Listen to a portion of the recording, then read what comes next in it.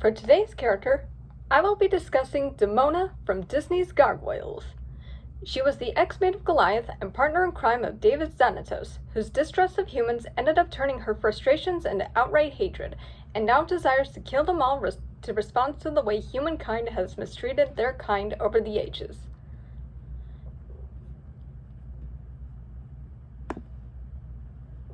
Demona was originally very kind and caring for her clan, much like her daughter, though she did hold disdain against humans for their mistreatment to her kind. However, after her plan to free her clan from human servitude backfired, she became bitter and hateful, misplacing her own guilt on the humans in general, blaming them for their sins rather than admitting when her actions have caused.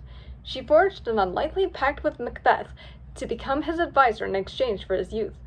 However, she turned on him after gaining suspicious that he might betray her, only for her actions to again cost her a clan and, worse yet, her own mortality, as she was irrevocably bound to him, making them both immortal unless one of them kills the other. She is not above using ancient sorcery to assist Xanatos in mutual goals. However, she does retain a soft spot for her daughter Angela, and tries unsuccessfully to win her over. Demona appears as a main antagonist and initially an ally to David Xanatos. At the beginning of the series, she facilitates the revival of the Wyvern clan by bestowing Xanatos with the Grimorum Arachnorum, and told him about the spell put upon the gargoyles at Castle Wyvern. This leads Xanatos to bring the castle to Manhattan, and waking up Goliath and the rest of the clan. Despite her and Xanatos' efforts to manipulate them, the clan refused to join her vendetta and actively opposed her. She later assisted Xanatos in resurrecting one of the dead gargoyles from Wyvern, Coldstone, attempting to murder her Eliza Mazza, and also tried to exterminate humanity on numerous occasions, first by turning New York's human population into gargoyles unintentionally, and then tried to turn up the stone at night. When magic and sorcery failed, she turned to science by hiring the villainous geneticist Dr. Anton Cerberus to help create a virus that would destroy all human life on Earth.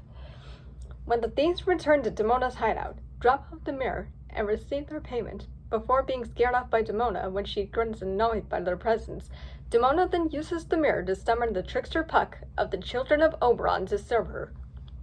When Puck uses the mirror to see Demona still harbors some love for Goliath, despite her hatred of humanity and Goliath's decision to protect Manhattan from evil like her. It is when Eliza appears that Demona demands that Puck get rid of her. However, being the trickster that he is, Puck grants Demona's request, but not in the way she had wanted, as he turns Eliza into a gargoyle, to the shock of the Manhattan clan, who bore witness to Eliza's transformation. Meanwhile, in an alley, Demona is furious to see that Puck twisted her wish to get rid of the humans by giving them the gift of being gargoyles, despite her own past intentions of wanting to rebuild the gargoyle race, which Puck actually helped fulfill with his powers, and demands he reverse the wish.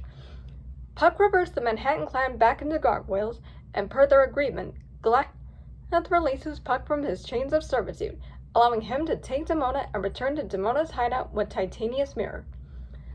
Though Puck wants to cause more trouble, tired out from all of Puck's mischief, Demona just asks him to leave.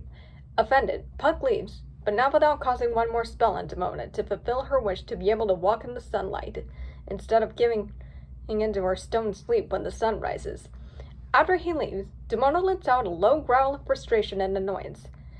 As for Demona, she can't believe Puck made good on his spell and is able to enjoy the sunlight and going into her stone hibernation. However, as she passes a mirror, whether or not it was Titania's mirror, Demona discovers, much to her horror, that Puck's spell has made it so she becomes human by day. The transformation is incredibly painful, and it hurts Macbeth when he was in proximity as part of their binding spell. Though initially furious at Puck's trick, she realizes the positive virtues of her human form as she later took on the high alias of Dominique Destine, using the immense and resources that she acquired over the years. She formed a company called Nightstone Unlimited and became its CEO. She uses the company to further her goals where she couldn't as a gargoyle. She allied herself with Goliath's evil clone, to first steal Macbeth's fortune and, when failing that, create their own version of the Manhattan Clan and through cloning. The ever-treacherous Dialogue had other plans, however, and betrayed her.